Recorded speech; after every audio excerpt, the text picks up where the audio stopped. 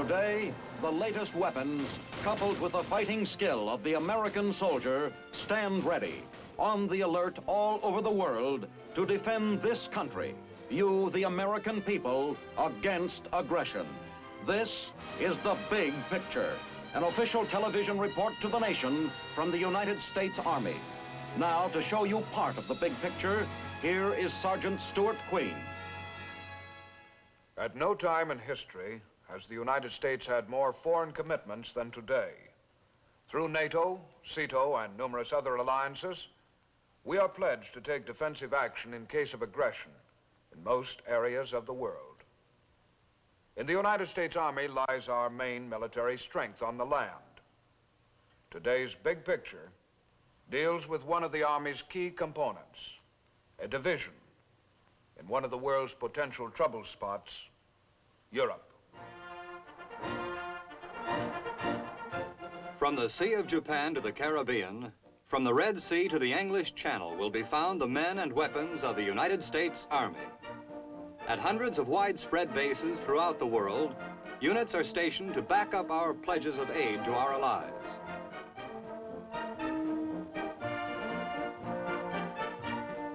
The United States, being a democracy bound in alliance with other free nations, cannot strike over any frontier in attack. American divisions facing armies of dictatorship must be prepared to join battle on the defensive wherever an attack may come. At war's end in Europe, 1945, United States and Soviet armies met in central Germany. Germany then lay shattered, its cities gutted, its industry a shambles, its government non-existent. American servicemen found a national graveyard. But like the phoenix, Germany has been reborn from her own ashes. The Germany the American soldier sees today is a nation rebuilt, re-energized, prosperous, and hard-working, producing more goods than it did even before the war. This recovery was not achieved unaided. $4 billion of Marshall Plan funds helped immeasurably. Because of this transformation, America's role in Germany has altered too. The job of conqueror and occupier has passed into history. We no longer govern the Germans. They govern themselves under a democratic regime of their own choosing, at least in the western half of the country. The remainder is communist territory. But by no stretch of the imagination can it be said that recovery has been complete in the Federal Republic of the West. The scars of war still serve as reminders. Also, prices are high. A big hindrance to recovery, the Iron Curtain. The constant influx of homeless, jobless refugees from the communist territory adds a heavy burden to the economy of the West. The flow has been long and steady. Then, too, the communists frequently resort to economic blackmail. The notorious blockade of Berlin is but one instance of attempted strangulation. America's response was positive. The airlift was expensive in material and lives, but it saved thousands from starvation and left no doubt in the minds of all Germans that our intentions were just, our desire to help them firm. For a time, the communists too were convinced. The blockade was lifted. But periodically, through barge and trucking barriers, the communist rulers have harassed the West. Backing them up are the hordes of the Soviet Red Army, the largest standing force of men in the world today, a constant threat to peace.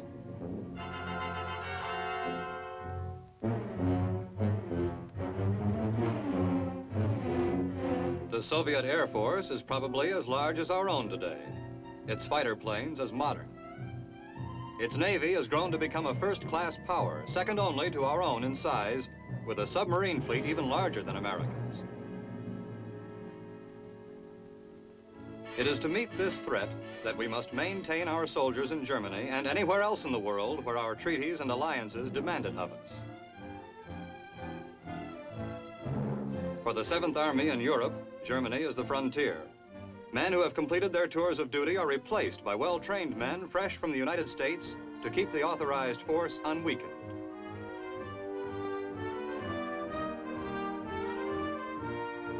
The 2nd Armored Division is a key component in the total strength of the 7th Army. Privates Buchek and Byrne, replacements fresh from the United States, are entering a strange and foreign world, but which at the same time is a familiar one.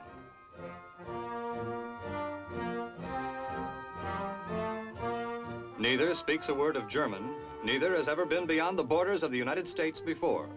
But the men and the routines they meet at the 2nd Division's headquarters in Bad Kreuznach are fully familiar. Moreover, they are joining a unit with proper pride in itself, with high esprit de corps. The room Buchek and Byrne will share is a comfortable one.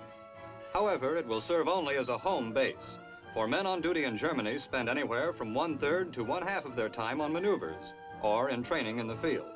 The 2nd Division is a ready outfit.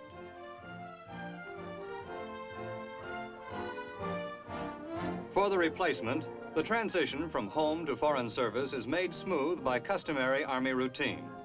Private Buchek is a specialist, a tank gunner. He is acquainted with a wide variety of tanks and weapons, but his job now will be to know one particular tank inside and out.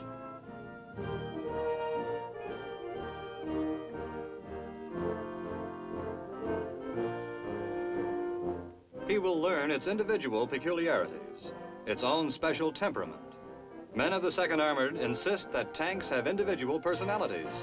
The good tank team knows and appreciates this. Even though the tank itself packs enormous firepower, the tanker does not neglect his own weapons.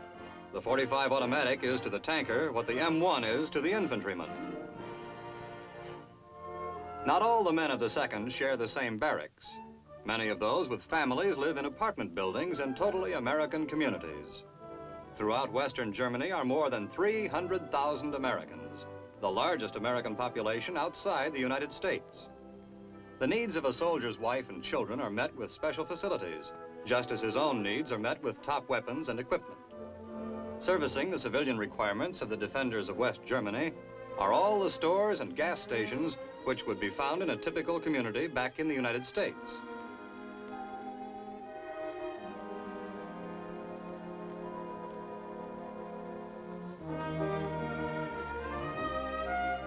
It's a pretty safe assumption that if a housewife in Portland, Maine, or Oregon were suddenly transported to one of the Quartermaster Corps supermarkets in the Bad Kreuznach or Kaiserslautern areas, she'd be surprised, naturally, but she'd feel right at home doing the family's weekly marketing.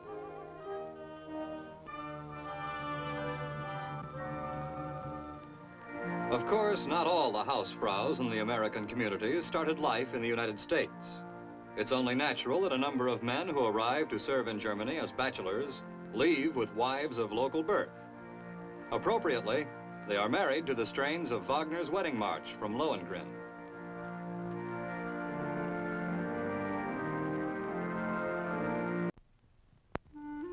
It's also natural that when the tankers of the 2nd Armored, or of any other outfit, receive passes or leaves, they set about seeing as much of this foreign land as possible. The average soldier is as avid a tourist as any civilian. This makes perfect sense. If a man is going to spend several months of his life serving in his country's defense while in a foreign land, it's only sensible that he learn as much about his place of duty as possible. In Germany, he has roaming ground that has been the joy of civilian tourists for generations. Every city, town, and hamlet is packed with historical interest. Many of the homes occupied even today were built in the years before Columbus set sail on his historic voyage.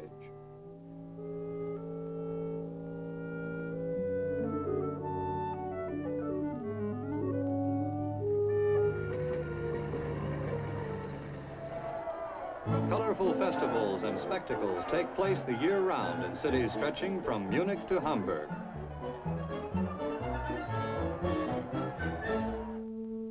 For the soldier with a taste for fine art, Germany's many renowned art galleries provide rewarding experiences. A tour here offers the viewer original masterpieces not to be seen anywhere else in the world.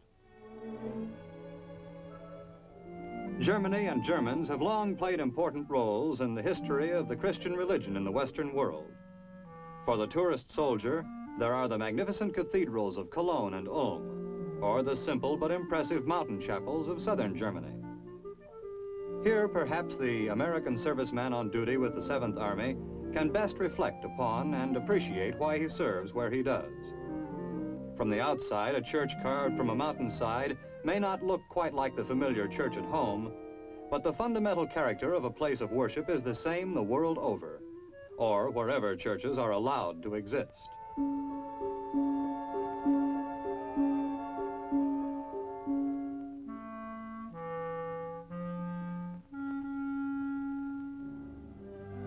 Germans and Americans share a love for music. The scores of Germany's great composers are played by service musicians wherever Americans are on duty, fostering international goodwill through common interests.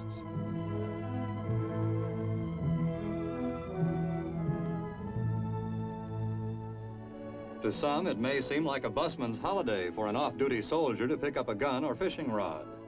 But the woods and streams of Germany abound with fish and game which are a constant lure to sportsman, civilian, and soldier alike. Familiarity between German civilians and American servicemen breeds not contempt, but friendship. Two sportsmen sharing a common interest and pleasure in the woods and fields of Germany may achieve more international accord than a dozen diplomatic pouches.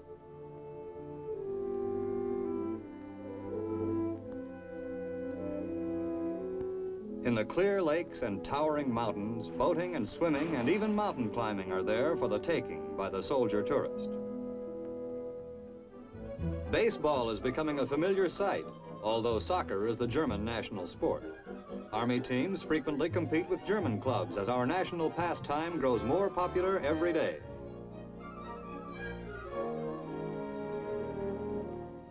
For men on leave less athletically inclined, rest camps are maintained by the Army at places like Garmisch and Berchtesgaden. These, then, are but some of the advantages and recreations available to Americans in Western Germany. But soldiering is the proper business of the soldier, and that is what the men of the 2nd Division do the year round.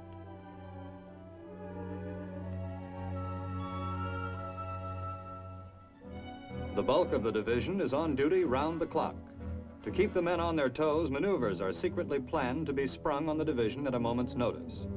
Constant readiness is the key word, for if West Germany is ever attacked, there's little likelihood of warning.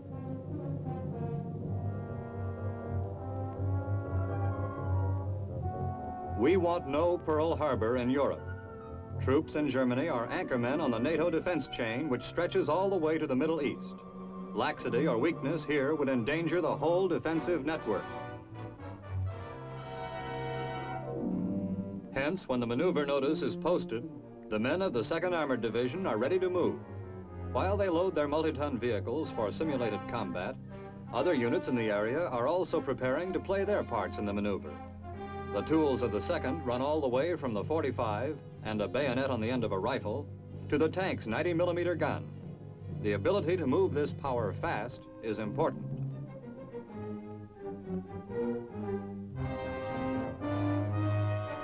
Weeks of planning have gone into the maneuver. Now orders must be executed instantly. The Armored Division of today operates on two simple principles. Hit the enemy as hard as possible with as much as possible while protecting our men to maximum. The German border to the east is 300 miles long. Its defense calls for a lot of manpower, a lot of protection, and a lot of firepower.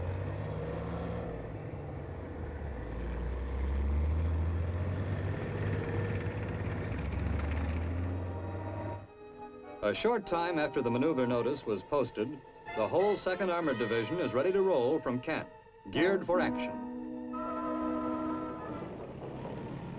Among all the weapons being revolutionized for the battlefield of today or tomorrow, the tank ranks high, for the tank's intrinsic qualities make its survival possibilities in an atomic attack a good bet. Moreover, the tank is highly mobile, another quality that raises its stature in the atomic age. The sight of these lumbering monsters has become a familiar part of the everyday scene for Germans living in the area. But the spectacle never fails to bring out the populations of neighboring towns as the division rolls toward the maneuver zone.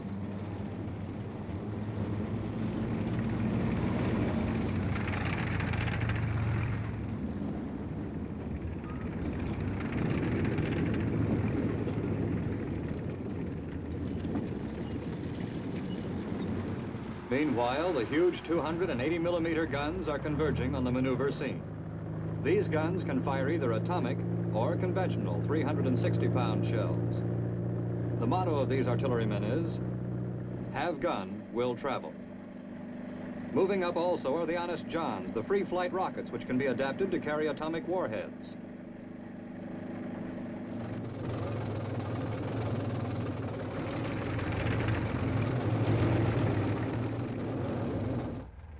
Never before in American history has a peacetime army been so strenuously trained.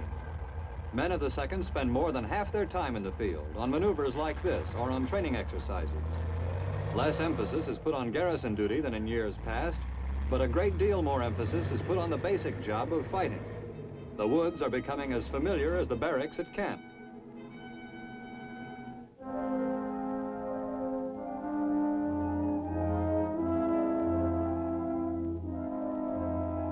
These men, who don't know from one day to the next at times whether or not they'll be spending the night in a heated room or under the canvas of a leaf-spotted tent, sometimes jokingly refer to themselves as field happy. This observation contains 3 basic truths. The men of the 2nd know how to live in the field. They are half the time in the field ready to fight, and if the time comes when they will have to fight in earnest, they will find themselves in familiar surroundings, applying their weapons and training in the woods and fields they know so well.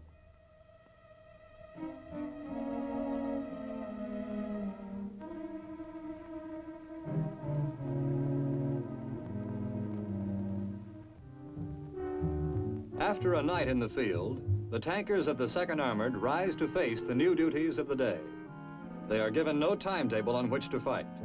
As they go about their routines in the bivouac area, no one but the maneuver director knows when the simulated attack will start.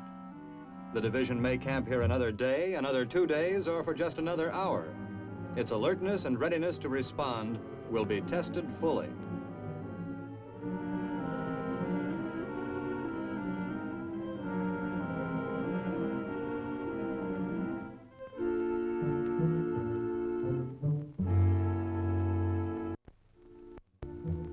At the bivouac command post, the division officers study maps of the area.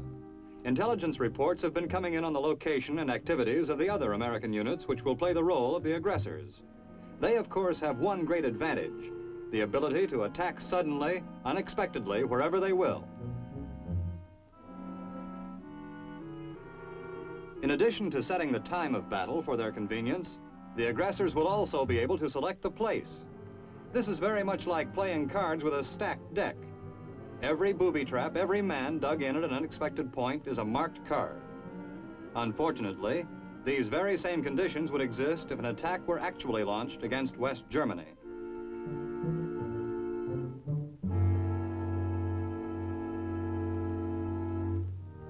In as many respects as possible, the simulated battle conditions are made as realistic as possible.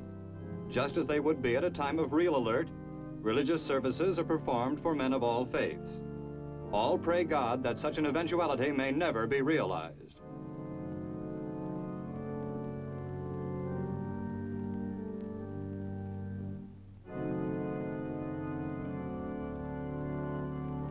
Now, when the men of the 2nd Armored are at prayer when they least expect it, the start of the attack is heralded.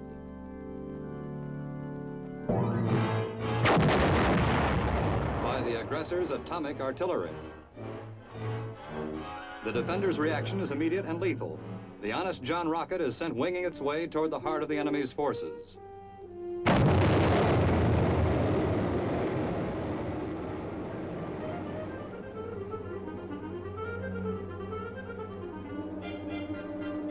Now that the enemy have revealed their whereabouts, the men of the defending forces bring their own 280-millimeter gun into play. To move the gun into position, set it up for action, load and aim, takes less than 30 minutes before firing. For the maneuver, of course, conventional shells are used.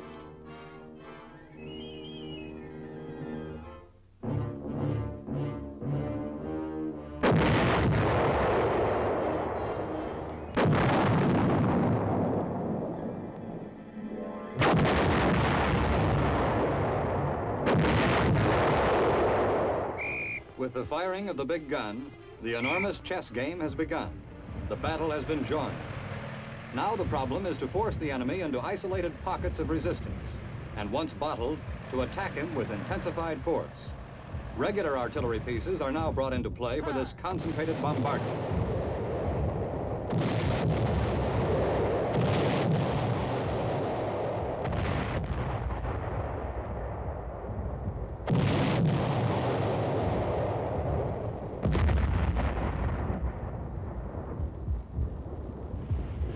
The aggressors had launched their attack against friendly troops garrisoned in the target town of Schwanberg, an abandoned village in the maneuver area. The mission of the 2nd Armored will be to cut off the town and rout or destroy the aggressors. The tankers must approach Schwanberg over an open plain which provides no cover for the vehicles.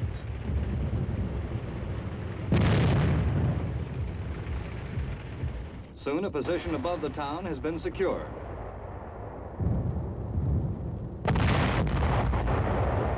Now personnel carriers bearing the foot soldiers are ordered up. These new vehicles bring the infantryman right up to the front with maximum safety, deliver him fast and untired.